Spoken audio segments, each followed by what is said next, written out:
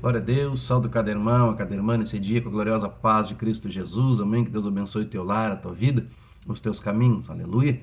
Mais uma vez meditando na poderosa palavra de nosso Senhor e Salvador Jesus, né, o texto que nós lemos por último, só para relembrar com os irmãos, Salmo 21, né, que nos diz no versículo 2, cumpriu-lhe o desejo do seu coração e não lhe negaste súplica dos seus lábios.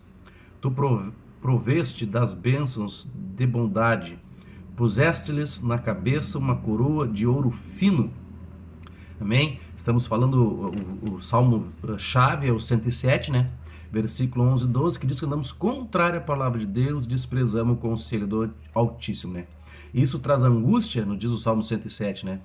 Tribulações, cadeias, amém? Então a coroa simboliza dignidade. Uma das coisas que eu quero deixar para os irmãos no grego, simboliza dignidade, né? Ela simboliza autoridade para tu batalhar. Autoridade para tu batalhar espiritualmente e vencer, né?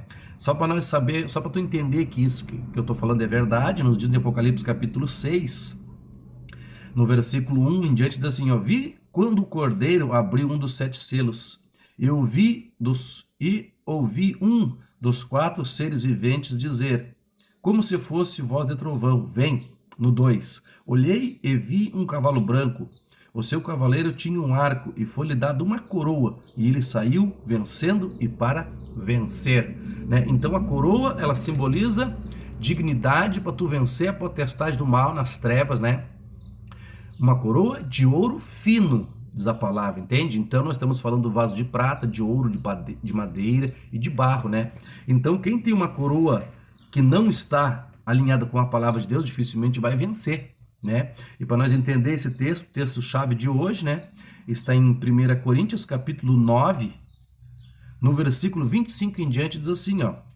Todo aquele que luta em tudo se domina. Eles para alcançar uma coroa corruptível, nós, porém, uma incorruptível. No 26. Portanto, corro não como indeciso, combato não como batendo ao ar.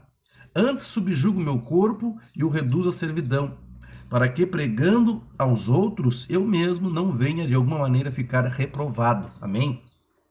Né? Então veja que ele usa no 24 ele fala de um atleta, né? Então ele diz, todo aquele que luta em tudo se domina, né?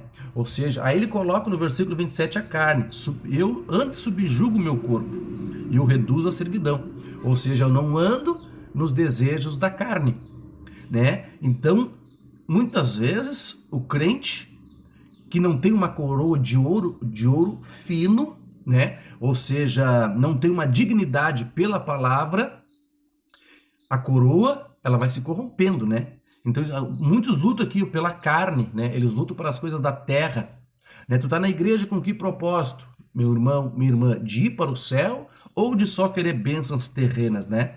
Porque ele colocou como se fosse um ateu aqui, né, no 25, todo aquele que luta em tudo se domina. Eles para alcançar uma coroa corruptível, nós uma incorruptível, que não se corrompe.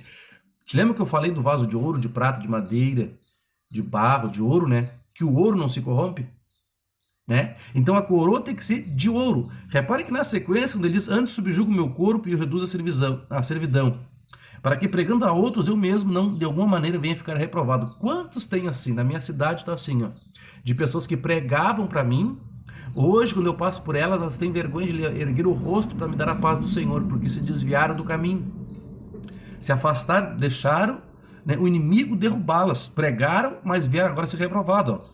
Antes subjugo meu corpo e o reduzo à servidão, para que pregando aos outros eu mesmo não venha a ser de maneira a ficar reprovado.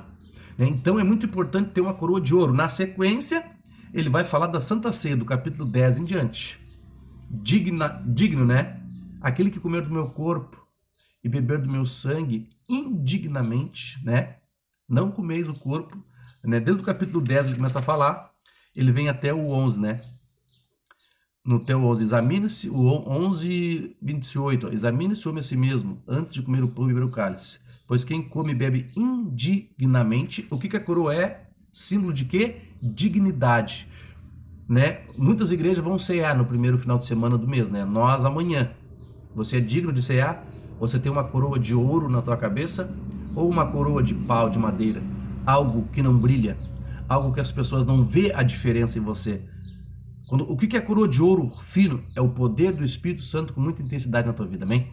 Então você tem que fazer o quê? Subjugar teu corpo. Teu corpo, a tua carne não pode obedecer, você obedecer a carne, você tem que obedecer o Espírito, né? Então disse Paulo, antes subjugo o meu corpo e o reduzo à servidão, ou seja, minha carne é que tem que servir, não eu servir a ela, amém? Que Deus abençoe teu dia, com a gloriosa paz de Cristo Jesus.